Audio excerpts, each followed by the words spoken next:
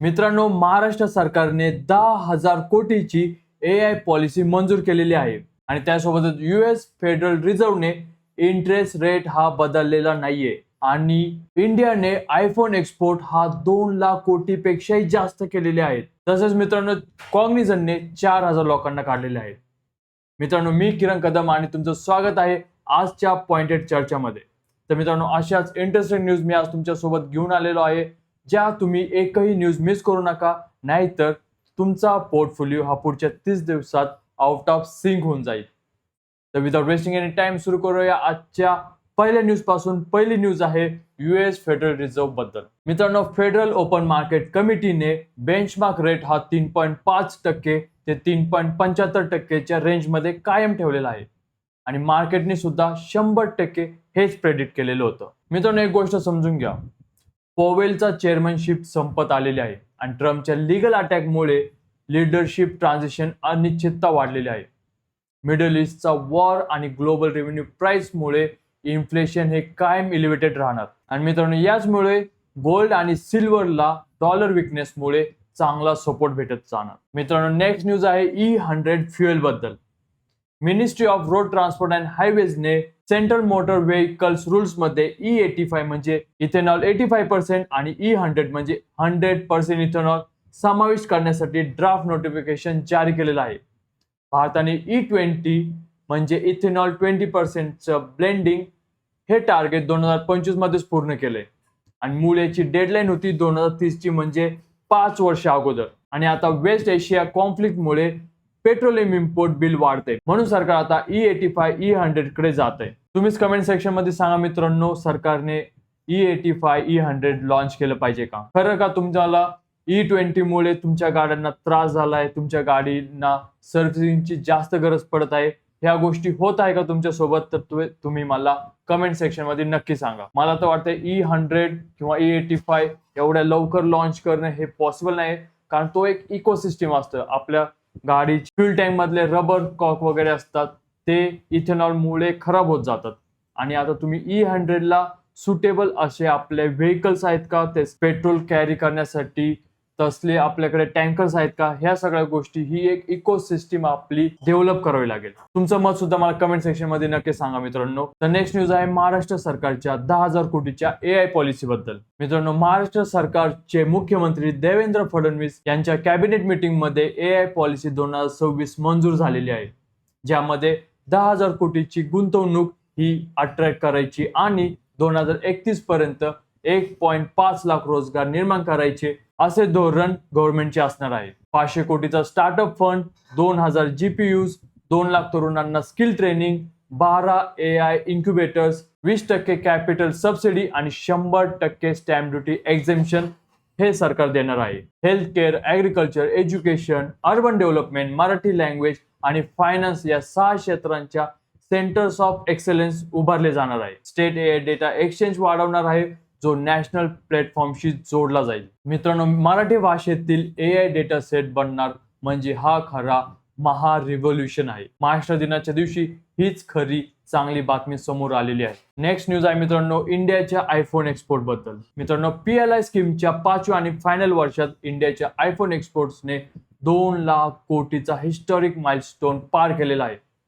हा इंडियाचा सर्वात मोठा ब्रँडेड एक्सपोर्ट ठरलेला आहे, ज्याने आता पारंपरिक चॅम्पियन, डायमंड्स आणि ऑटो फ्युएलला मागे टाकलेला आहे. फायनान्शियल इयर 22 मध्ये एक्सपोर्ट फक्त 9,352 कोटीचा होता आणि फायनान्शियल इयर 23 मध्ये 44,269 कोटीचा होता. तसंच फायनान्शियल 24 मध्ये 85,014 कोटी आणि आता फायनान्शियल 26 मध्ये 2 लाख कोटी. म्हणजे मित्रांनो, 5 वर्षांमध्ये 20 पट झालेला आहे. आणि यामध्ये मित्रांनो, टाटा इलेक्ट्रॉनिक्स आणि फॉक्सकॉनने जवळजवळ बरोबरीचे योगदान दिलेले आहे. त्यांच्या एका प्लांटमध्ये 42,000 रोजगार आहेत. त्यामुळे मित्रांनो, अर्थातच Tata electronics ecosystem, Dixon technologies, Amber enterprises, Bharat FIH, Bharti Airtel iPhone partnership, ह्या सर्वांचा तुम्ही लॉंग टर्म नक्की विचार केला पाहिजे. नेक्स्ट न्यूज आहे मित्रांनो, HUL च्या CPV बेस्ड प्राइसिंग मॉडेल बद्दल. हिंदुस्तान युनिलिव्हरने इन्फ्लुएन्सर्स मार्केटिंग साठी आता कॉस्ट पर व्ह्यू म्हणजे CPV आधारित स्टँडर्डाइज रेट कार्ड सुरू केली असून ती सर्व एजन्सीसाठी एकसारखी आहे आणि दर 6 महिन्यांनी ती अपडेट होत राहणार. लाईफस्टाईल कॅटेगरीमध्ये सीपीव्ही रेंज हे 30 पैसे ते 50 पैसे प्रति व्ह्यू आहे. तर फायनान्स आणि हेल्थ क्रिएटर्सना सेबी गाईडलाईन आणि नॅरो स्कोपमुळे जास्त रेट देणार आहे. ब्रँड्स आता क्रिएटर्सच्या लास्ट 10 ते 20 रील्सचे ऍव्हरेज व्ह्यूज बघून रेट ठरवणार आहे. एंगेजमेंट रेट हा 3 ते 5% एक्सपेक्टेड असणार आहे.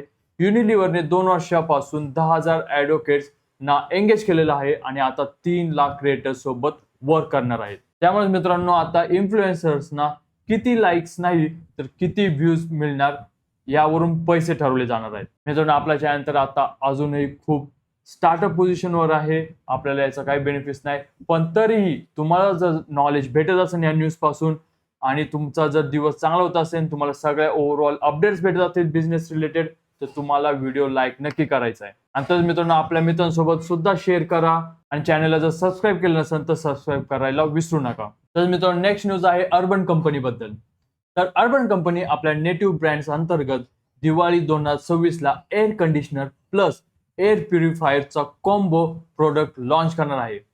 कंपनी ऑक्टोबर 2023 मध्ये वॉटर प्युरिफायर्सने कंझ्युमर ड्युरेबल सेगमेंटमध्ये एंट्री केली आणि नंतर इलेक्ट्रॉनिक्स डोअर लॉक्स जोडले आणि आता एसीज वर मूव्ह करत आहे. थर्ड पार्टी मॅन्युफॅक्चरर सोबत टाइप आहे आणि सेम अर्बन कंपनी टेक्निशियन्स जे आधीच एसी रिपेअर करायला येतात तेच नवीन नेटिव्ह एसी इन्स्टॉल करायला येणार. आणि मित्रांनो प्री दिवाळीला लॉन्च करणार आहे, म्हणजे समरच्या आधी ते इन्व्हेंटरी बिल्ड करायचा प्लॅन करत आहे. मित्रांनो जर घरचा एसी आणि एअर प्युरिफायर एकाच युनिटमध्ये येणार तर 2 वर्षांनी जुने एसी हे आउटडेटेड होणार नाही का? मित्रांनो समर चालू आहे आणि तुमच्याकडे एसी आहे का, किंवा आहे तर ते कोणत्या ब्रँडचा आहे हे मला कमेंट सेक्शन मध्ये नक्की सांगा, जेणेकरून आपल्याला अंदाज येईल की मार्केटमध्ये सध्या कोणत्या एसीचा ट्रेंड चालू आहे. मित्रांनो जेवढा डेटा असेल तेवढं आपल्याला विचार करायला आणि आपल्याला डिसिजन घ्यायला इझी जाणार आहे. तर चला तर मग आपण आता सध्या ट्रेंड चेक करूया की सध्या कोणत्या कंपनीचा एसी हा ट्रेंडिंग वर आहे. तर मित्रांनो नेक्स्ट न्यूज आहे कॉग्निझंट बद्दल. तर US listed IT services giant कॉग्निझंटने Q1 2026 च्या अर्निंग सोबत प्रोजेक्ट लीप रिस्ट्रक्चरिंग जाहीर केलेलं आहे. ज्याच्या अंतर्गत 4,000 एम्प्लॉईजना ते कमी करणार आहेत, जे त्यांच्या 3,57,670 ग्लोबल वर्कफोर्सचे 1.1% आहे. पण कॉग्निझंटच्या 70% पेक्षा जास्त एम्प्लॉईज इंडियामध्ये आहेत, म्हणजे इंडिया डिलिव्हरी सेंटर्सवर याचा मोठा परिणाम होणार आहे. नेक्स्ट न्यूज आहे मित्रांनो ब्रेंट क्रूड ऑइल बद्दल. तर ब्रेंट क्रूड ऑइल प्राइस ही $126 पर बॅरलच्या वॉर टाइम हायला पोहोचलेली आहे आणि जुलै 2022 नंतरचा सर्वोच्च लेवल आहे. ट्रम्पने सांगितलं की इराणने न्यूक्लिअर डील ऍक्सेप्ट करेपर्यंत US नेव्हल ब्लॉकेड हे कायम ठेवणार आहे. स्ट्रेट ऑफ हॉर्मुझ जिथून जागतिक तेल ट्रेडच्या 20% जातं तो प्रत्यक्षात बंद आहे. आणि मित्र मला तर वाटत नाही की सिच्युएशन आता सध्या कंट्रोलमध्ये आहे, कारण जसा जसा ऑइल रेट वाढत जाईल तसे तसे आपल्याला त्याचे परिणाम दिसायला लागतील. इन्फ्लेशन खूप हाय होऊन जाईल आणि सांगता येत नाही एखादी कंट्री दुसऱ्या कंट्रीवर जबरदस्त अटॅक सुद्धा करू शकते. लवकरात लवकर यातून तोडगा निघो हीच इच्छा. नेक्स्ट न्यूज आहे मित्रांनो बजाज फिन्सर्व बद्दल. तर बजाज फिन्सर्वचा Q4 FY26 कन्सोलिडेटेड पॅट हा 5.05% वाढून 2,539 कोटी झाला आणि टोटल इन्कम हा 38,508 कोटी पोहोचलेला आहे.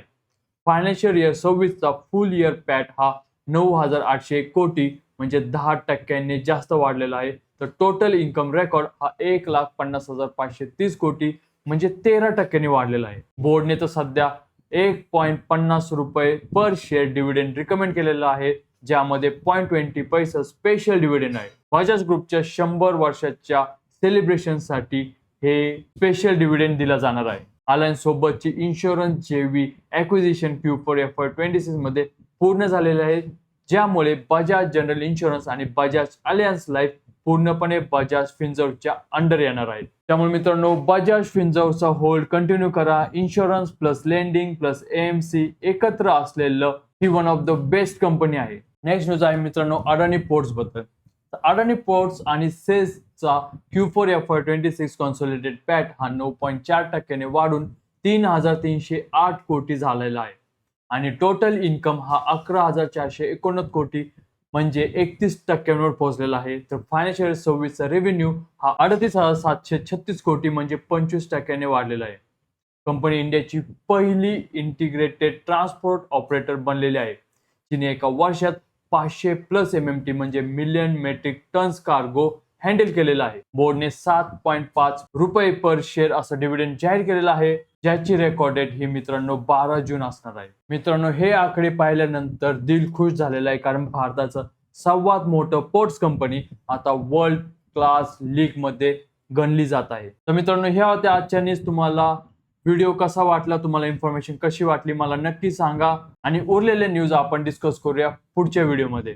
तर मित्रांनो, भेटूया उद्या सकाळी 7 वाजता. तोपर्यंत एन्जॉय युअर संडे.